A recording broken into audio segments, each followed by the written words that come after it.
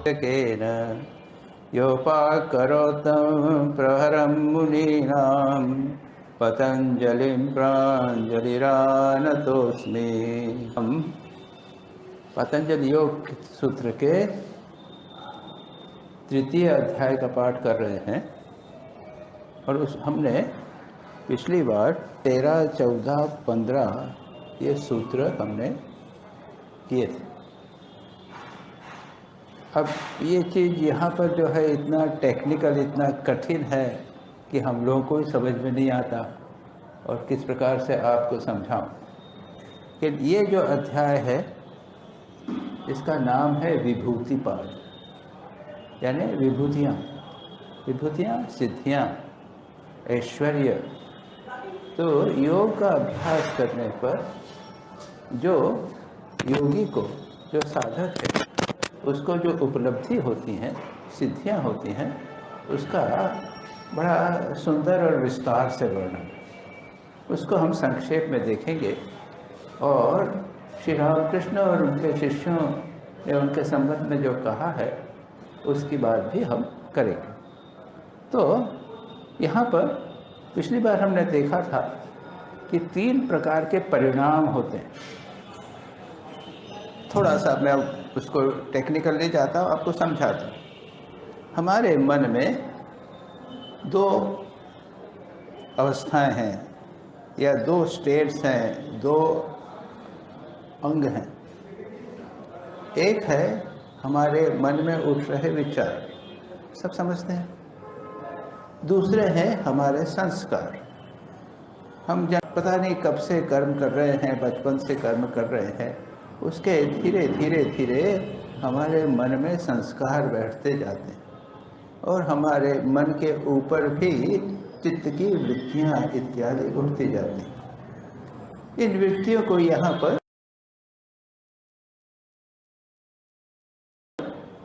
और भी एक दूसरा अर्थ शब्द कहा गया है, प्रत्यय। जो भी विचार मन में उठा, राग हो, द्वेष हो या चित्त की वृत्ति हो, ये सब जो उठते हैं उसको कहते हैं प्रत्यय। और संस्कार जो गहरे दबे रहते हैं। इन प्रत्यय और संस्कार के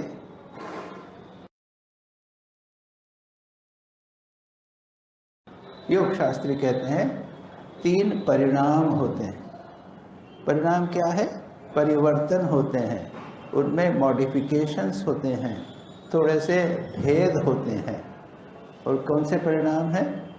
एक कहा निरोध परिणाम, दूसरा कहा एकाग्रता परिणाम और तीसरा कहा समाधि परिणाम। जब हम कभी अपने विचारों को, हमारे चित्त वृत्तियाँ जब निरोध या प्रत्यय जो हमारे मन में उठ रहे हैं, उसको हम जब निरोध करने का प्रयत्न करते हैं, एकाग्र करने का, चित्त की वृत्तियों को जब एकाग्र करने का प्रयत्न करते हैं, तब जो परिणाम होता है उसको कहते हैं एकाग्रता परिणाम। ये समझ में आ सकते हैं?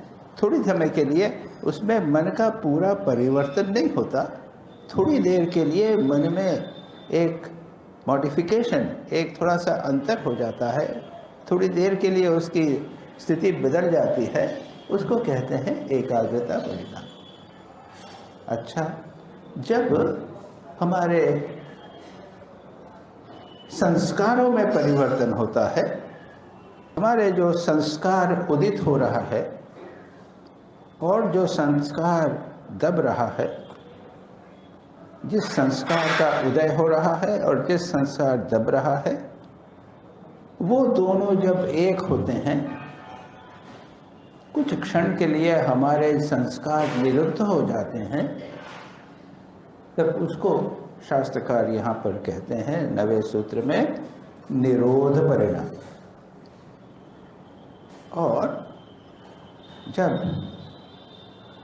चित्त की वृत्तियाँ यानी प्रत्यय और संस्कार दोनों जब निरुद्ध होते हैं, एकाग्र होते हैं, यानी मेरे मन में उठने वाला संस्कार और जो संस्कार चला गया दोनों एक प्रकार के होंगे। और मेरी चित्त की वृत्ति जो उठी और चली गई, दोनों एक प्रकार के होंगे। दोनों जब संस्कार और वृत्ति प्रकार के होंगे तो इसको बोलते हैं समाधि परिणाम। ये मैंने बहुत संक्षेप में, बहुत सरल करके समझाने का प्रयत्न किया। ये भाई करने की बात योगी करते हैं, तो हम लोग इसको समझना ही यदि कर लें तो अच्छा है। हम क्या करते हैं, हम अपने जो विचार हैं वो साधना करते हैं, तो विचारों को हम धीरे धीरे निरुद्ध करते हैं, इतना हम समझते हैं। चित्तवृत्ति निरोध करते हैं, इतना हम समझते हैं। लेकिन थोड़ा विचार करके देखेंगे तो जो साधक है वो उसके साथ ही साथ में थोड़ा अपने संस्कारों को भी निरुद्ध करने का प्रयत्न करता है, अपने जीवन को बदलने का प्रयत्न करता है। वो सुबह जल्दी नहीं उठता था, अब वो सुबह सूर्योदय के आधे घंटे पहले उठने का नियत रूप से प्रयत्न करता है। तो ये संस्कारों का भी निरोध हो रहा है। ये दोनों जब एक साथ होते हैं तब इसको कहते हैं समाधि परिणाम। समाधि हुई नहीं है, एक परिणाम हुआ है, मन में एक परिवर्तन हुआ है, जो संस्कारों का भी परिवर्तन है और चित्तवृत्ति निरोध या प्रत्यय का भी परिवर्तन है। इसे कहते हैं समाधि परिणाम। अब उसके बाद में जो सूत्र जब यहाँ से मैं चालू करूँगा उसमें है 16वां सूत्र में है परिणाम त्रय संयमात अतीत अनागत ज्ञानम।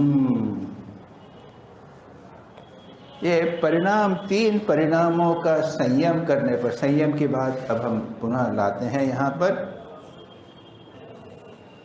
संयम का अर्थ है एकाग्रता। हमने पातंजल रोध का जो टेक्निकल शब्द है वो एकाग्रता है। क्या कहा था वहाँ पे, पहले कहा था क्या है, देश बंधस्य चित्तस्य धारणा तत्र प्रत्यय एकतानता ध्यानम। और उसके बाद में समाधि, धारणा ध्यान समाधि जब एक साथ होती है तब उसको संयम कहते हैं। बिना धारणा के ध्यान नहीं हो सकता और बिना ध्यान के समाधि नहीं हो सकती। ये तीनों एक साथ चलेंगे और इसलिए इन तीनों के लिए एक नाम दिया है संयम। ये संयम जो हम सामान्य रूप से बातचीत कर रहे हैं, निरुद्ध, निरोध, कंसंट्रेशन, अपने मन को नियंत्रित करना, अपनी इंद्रियों का संयम करना, इस संयम शब्द से भिन्न है।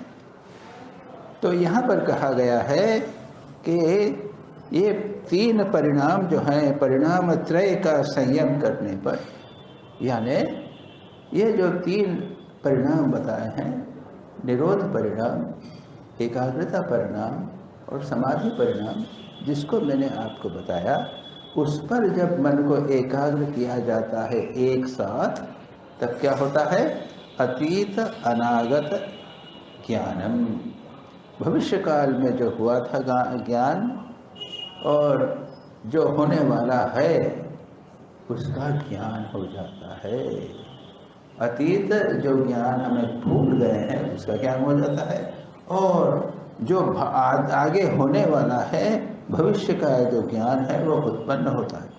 स्वामी विवेकानंद ने इसके संबंध में जो कमेंट्री की है उसको हम थोड़ा सा पढ़ के देख लेते हैं।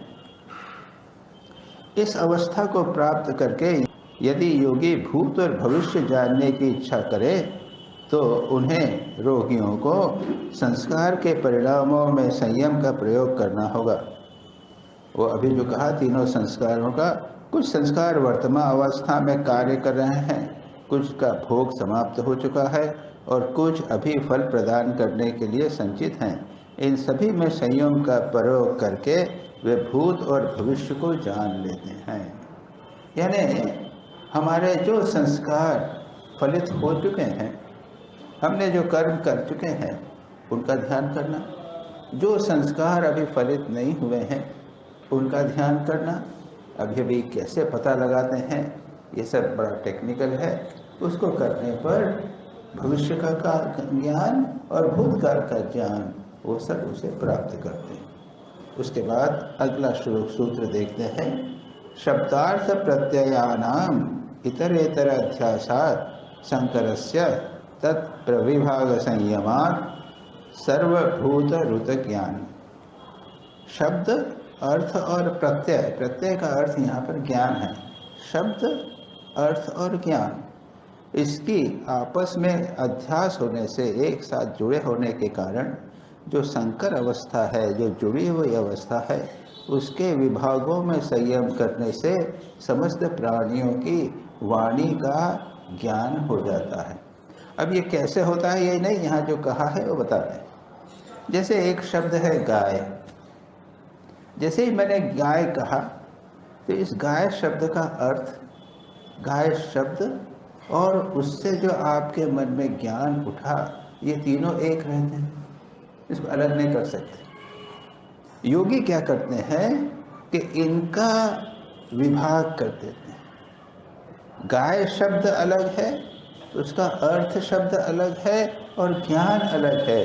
इनका जब विभाग हो जाता है, स्वामी जी कहते हैं अर्थ कहने से, यानी शब्द से उस बाह्य विषय का बोध होता है जो मन में किसी वृत्ति को जागृत कर देता है। अर्थ कहने से वह आंतरिक स्पंदन समझना चाहिए और ज्ञान कहने से मन की उस प्रक्रिया को समझना चाहिए जिसे अनुभव होता है। तीनों के मिश्रित होने से हमारे इंद्रिय ज्ञान निष्पन्न होते हैं।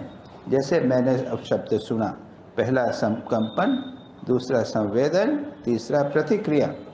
मैंने शब्द बोला गाय, और वह यह उसके वाइब्रेशन हुआ, और दूसरा मन में संवेदन हुआ, और तीसरा उसकी प्रक्रिया हो गई, वह ज्ञान हुआ। ये तीन एक साथ रहते हैं, पृथक नहीं किए जा सकते हैं, लेकिन अभ्यास के द्वारा योगी उनको पृथक कर सकते हैं। जब मनुष्य इनको अलग करने की शक्ति प्राप्त कर लेता है, तब वह फिर जिस शब्द में संयम का प्रयोग करे उसी शब्द का अर्थ समझ सकता है जिसको प्रकाशित करने के लिए शब्द उच्चारित हुआ है। फिर वह शब्द चाहे मनुष्य के द्वारा किया गया हो या अन्य किसी द्वारा किया गया है। तो कहते हैं कि संयम से क्या होगा, करने से समस्त प्राणियों की वाणी का ज्ञान हो जाएगा।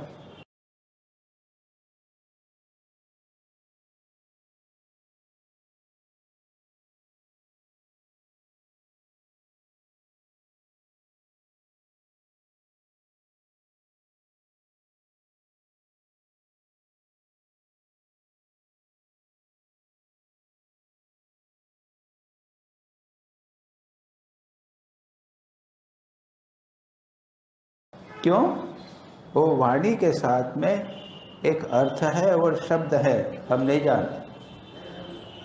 काँव काँव कौवे ने किया, और उसने अगर शब्द के ऊपर काँव काँव जो आवाज़ है उस पर एकाग्र किया तो उसके अर्थ क्या है, वो क्या बोलना चाहता है, उसको समझ में आ जाए। ये कहा समस्त प्राणियों का वाणी का ज्ञान हो जाता है। अब आगे चले। संस्कार साक्षात्कारात् पूर्व जाति ज्ञानम। अभी हम बता दिए संस्कार क्या है, वाणी क्या है, ये थोड़ा थोड़ा समझ में आया। अब कहते हैं संस्कारों को प्रत्यक्ष करने से, संस्कारों का साक्षात्कार करने से पूर्व जन्म का ज्ञान हो जाता है। पूर्व जन्म का ज्ञान हो जाता है। हम जो कुछ अनुभव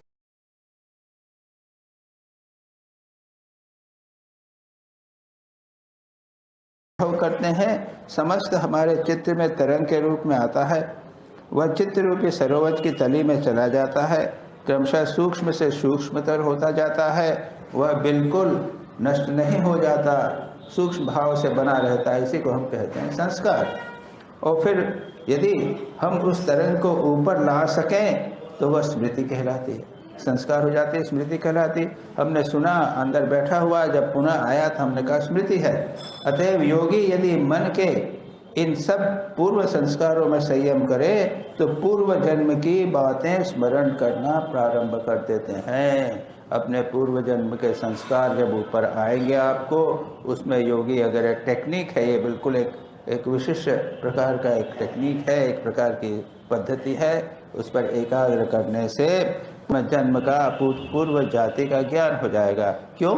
क्योंकि संस्कार जो है ये पूर्व जन्म जन्मांतर के संस्कार पड़े हैं, उन पर एकाग्रता करोगे तो उसका ज्ञान प्राप्त होगा। प्रत्यस्य परचित्त ज्ञानम, यहाँ प्रत्यय शब्द का दूसरा अर्थ है। प्रत्यय यानी दूसरे के शरीर के चिन्ह हैं, उनमें समय संयम करने से व्यक्ति के मन का ज्ञान हो जाए। प्रत्येक व्यक्ति के शरीर में कुछ विशिष्ट चिन्ह होते हैं जिनके द्वारा उसको दूसरे व्यक्तियों से पृथक करके पहचाना जाता है। जब योगी किसी मनुष्य के इन विशेष चिन्हों में संयम करते हैं तब वे उस मनुष्य के मन का स्वभाव जान लेते हैं। प्रत्येक व्यक्ति के बनावट भिन्न है, एक व्यक्ति का नाक भिन्न है, ये ठुड्डी भिन्न है, कान भिन्न है, एक बनावट भिन्न है, और इन बनावटों को जो विशेष चिन्ह हैं उनके ऊपर अगर संयम किया जाए तो उस व्यक्ति का स्वभाव जाना जा सकता है। मेरा स्वभाव मेरे शरीर की बनावट करता है, बनावट के सारा शरीर की बनावट और मेरे स्वभाव में वो एक संबंध है। अगर कोई व्यक्ति क्रोधी व्यक्ति हुआ तो उसका शरीर की बनावट भिन्न प्रकार की होगी, एक शांत व्यक्ति की उसके शरीर की भिन्नता की बनावट भिन्न होगी।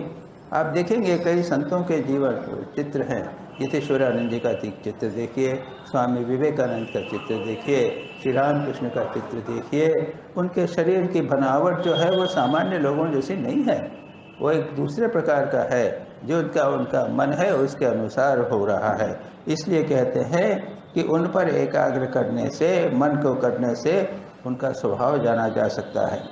न च तत्सालंबनम तस्य अविषयी भूतत्वात्, किंतु उस चित्त का अवलंबन क्या है यह वह नहीं जान सकते, क्योंकि उसमें संयम का विषय नहीं है। छोड़िए। काय रूप संयमात् तद्ग्राह्य शक्ति स्तंभे चक्षु प्राश असंयोगे अंतर्धान। काय रूप संयमात्, शरीर के रूप में संयम कर लेने से जब उस रूप को अनुभव करने की शक्ति रोक ली जाती है, तब आँख की प्रकाश की शक्ति के साथ उसका संयोग न रहने के कारण योगी अंतर्धान हो जाता है। अलग अलग सिद्धियाँ बता रहे हैं। क्या बताते हैं स्वामी जी? इसको एक्सप्लेन करते हैं। मान लो कोई योगी इस कमरे में खड़े हैं, वे आपात दृष्टि से सबके सामने अंतर्धान हो सकते हैं। आपात दृष्टि से गायब नहीं होते हैं, लेकिन हम उनको देख नहीं पाते। अरे गायब होगा, अंतर्ध्यान होगा, यहाँ चले गए, चले नहीं गए, वहाँ पर हैं लेकिन हम देख नहीं पाते हैं। क्यों? वास्तव में वे अंतर्ध्यान नहीं होते, अंतर हो जाते, ऐसी नहीं बात नहीं है, पर हाँ कोई उन्हें देख न सकेगा। बस इतना ही। शरीर का रूप और शरीर, हमारा शरीर है और इसका रूप है। कहते हैं कि संयम करके दोनों को अलग कर लिया। ब्रह्म कि देखिए समझना बड़ा कठिन, समझ नहीं कठिन है। इन दोनों को मानो वे अलग अलग कर डालते हैं। उस योगी ऐसी एकाग्रता शक्ति प्राप्त कर लेते हैं, किंतु वे वस्तु के रूप और वस्तु को एक दूसरे से अलग कर डालते हैं। तभी इस प्रकार की अंतर्धान शक्ति उन्हें प्राप्त होती है। रूप और उस रूपमान वस्तु के पार्थक्य में संयम प्रयोग करने से उस रूप को अनुभव करने की शक्ति में बाधा पड़ जाती है, क्योंकि रूप और उस रूप विशिष्ट वस्तु के परस्पर संयुक्त होने पर ही उस वस्तु का ज्ञान होता है। रूप और वह वस्तु दोनों एक साथ होंगे तभी ज्ञान होगा।